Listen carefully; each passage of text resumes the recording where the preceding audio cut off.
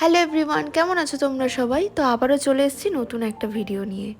তো আজকের এই কেকটাকে কমপ্লিট করার পর আমার দিতেই ইচ্ছা করছিল না, কারণ আউটপুটটা এতটাই সুন্দর হয়েছিল।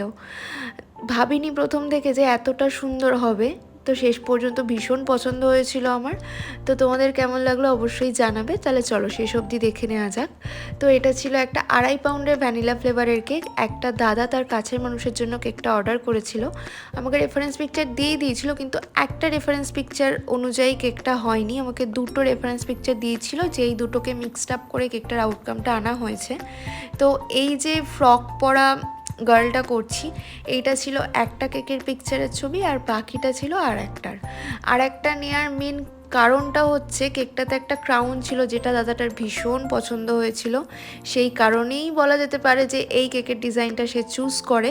তো দেখো, এরপর আমি ক্রাউনটা বসাতে গিয়ে রেফারেন্স পিকচারে একটু ব্যাকা করে বসানো ছিল, সেরকমভাবে চেষ্টা করছিলাম, কিন্তু টপের সারফেসটা কম বলে আমি বসাতে পারিনি, তাই পুরোটাতেই বসিয়েছি। তো তোমাদের কেমন লাগলো অবশ্যই জানিও।